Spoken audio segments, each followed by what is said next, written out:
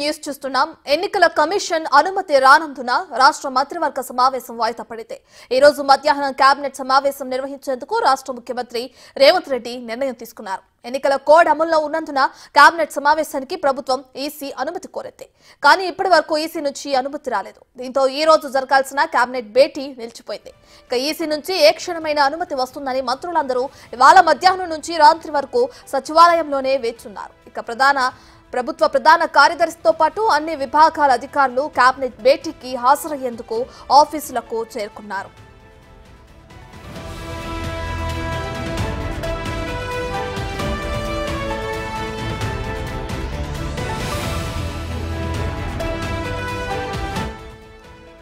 రాత్రి 7 గంటల వరకు ఈసీ నుంచి స్పందన లేకపోవడంతో కేబినెట్ భేటీ జరగలేదు. సీఎంతో పాటు మంత్రులు వెనుతిరిగి వెళ్లారు. రైతు రుణమాఫీ, ధాన్యం కొనుగోళ్లు, ఖరీఫ్ పంటల ప్రణాళిక, రైతులకు సంబంధించిన పలు కీలకమైన విషయాలపై ఈ భేటీలో చర్చించాలని ఎజెండా సిద్ధం చేసుకున్నారు. కానీ ఈసీ నుంచి స్పందన లేకపోవడంతో రైతుల సంక్షేమం, అత్యవసరమైన అంశాలపై చర్చించలేకపోయామని ముఖ్యమంత్రి రేవంత్ రెడ్డి అన్నారు.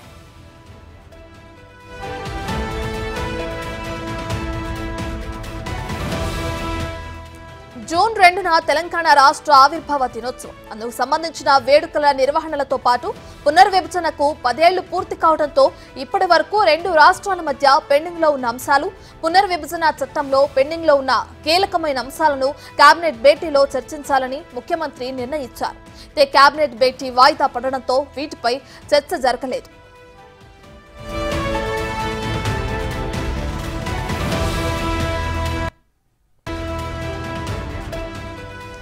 ఈసీ నుంచి అనుమతి ఎప్పుడు వస్తే అప్పుడే కేబినెట్ భేటీ జరపాలని ముఖ్యమంత్రి నిర్ణయం తీసుకున్నారు. సోమవారంలోపు ఈసీ నుంచి అనుమతి రాకపోతే అవసరమైతే మంత్రులతో కలిసి ఢిల్లీకి వెళ్లి కేంద్ర ఎన్నికల సంఘాన్ని కలిసి అనుమతి కోరతామని చెప్పారు.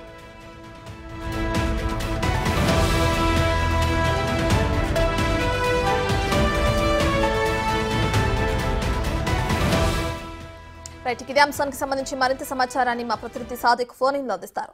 సాదిక్, రాష్ట్ర మంత్రివర్గ సమావేశం వాయిదా పడింది. కేబినెట్ భేటీ వాయిదా పడడానికి కారణాలేంటి? ఈసీ నుంచి అనుమతి కూడా రాలేదని చూస్తున్నాం. దీనికి సంబంధించిన పూర్తి డీటెయిల్స్ ఏ విధంగా ఉన్నాయి?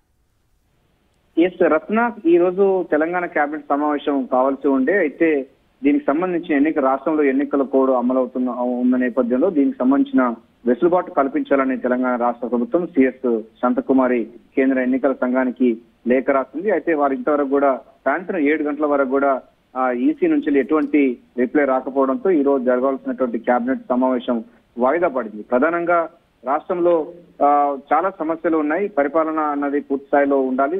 రైతు రుణమాఫీ సంబంధించిన అంశాల్లో కూడా ప్రభుత్వం టాప్ ప్రయారిటీ తీసుకుంది. ఆగస్టు 15 లోపు 2 లక్షల రైతు రుణమాఫీ చేస్తామని ప్రభుత్వం ఇప్పటికే ప్రకటించింది. ఈ అంశం పైన రైతు సంబంధించిన ఒక కార్పొరేషన్ ఏర్పాటు, అదేవిధంగా ధాన్యం కొనుగోలు సంబంధించిన అంశాలు ఒకటి, ఇప్పుడు వచ్చేటువంటి వర్షాకాలం ఖరీఫ్ పంట యొక్క ప్రణాళికలు, యాక్షన్ ప్లాన్, రైతులకు సంబంధించిన కీలకమైన అంశాలు ఈ భేటీలో చర్చించాలని కూడా కేబినెట్ లో ఆ ఎజెండాగా పెట్టుకున్నారు. కానీ ఈసీ పర్మిషన్ ఇవ్వకపోవడంతో నిరుత్సాహపడ్డారు. ముఖ్యమంత్రి ఇప్పటి వరకు సాయంత్రం 7 గంటల వరకు కూడా ఈసీ పర్మిషన్ వస్తే కేబినెట్ సమావేశంలో వీటన్నిటిపైన చర్చించాలనుకున్నారు. అంతేకాకుండా రాష్ట్రం ఏర్పడి 2014 నుంచి ఈ 2024 వరకు అంటే మొత్తం 10 సంవత్సరాలు పూర్తి చేసుకుంటున్న తెలంగాణ రాష్ట్రం. సో జూన్ 2వ తారీఖు రోజు తెలంగాణ ఆవిర్భావ దినోత్సవాల సంబంధించిన అంశాలపైన కూడా వేడుకలు ఎట్లా నిర్వహించాలి, తెలంగాణ ఆత్మను ఆవిష్కరించేలాగా అత్యాసంగా నిర్వహించేందుకు కూడా కేబినెట్ లో చర్చించే అవకాశం ఉండే. సో ఈ రోజు ఎన్నికల సంఘం నుంచి ఎటువంటి వాళ్ళ అష్యూరెన్స్ రాకపోవడంతో దానికి సంబంధించిన దానిపైన కూడా ప్రభుత్వ వర్గాల్లో నిరాశ ఎదురైంది. అంతేకాకుండా విభజన చట్టంలో ఉన్నటువంటి అంశాలతో పాటుగా పునరుజ్జీవన జరిగి 10 ఏళ్లు పూర్తవుతున్న నేపథ్యంలో ఇంకా 9-10 షెడ్యూళ్లు కూడా విభజన కాని అంశాలు ఉన్నాయి. వాటిపైన ఈ రోజు కూడా పెండింగ్ అంశాలపైన చర్చించి ఒక విధానపరమైన నిర్ణయాలు తీసుకోవాల్సిన అవసరం కేబినెట్ లో ఉండే. ఇట్లా జరిగినట్టయితే ఈసీ అనుమతి ఎప్పుడు వస్తే అప్పుడే కేబినెట్ పెట్టాలని కూడా ప్రభుత్వం నిర్ణయించింది. ముఖ్యమంత్రి రేవంత్ రెడ్డి కూడా సోమవారంలోగా ఈసీ కనుక అనుమతి రాకపోతే అవసరం ఢిల్లీకి వెళ్లి మంత్రులతో వెళ్లి ఈసీ పర్మిషన్ తీసుకోవాలి, రాష్ట్ర విభజన సంబంధించిన అంశాలు మాట్లాడాలి, రైతు రుణమాఫీ మాట్లాడాలి, రైతులు ఖరీఫ్ యాక్షన్ ప్లాన్ కూడా చర్చించాలి, వీటి విధానపరమైన నిర్ణయాలు తీసుకోవాలి. అదేవిధంగా రాష్ట్ర అవసరం దినోత్సవం జూన్ 2వ తారీఖు రోజు ఉంది కనుక మాకు చాలా టాప్ ప్రియారిటీ కనుక ఈసీ పర్మిషన్ ఇవ్వాలని కూడా అవసరం ఢిల్లీ వెళ్తామని కూడా ముఖ్యమంత్రి రేవంత్ రెడ్డి ప్రకటించారు. రత్న.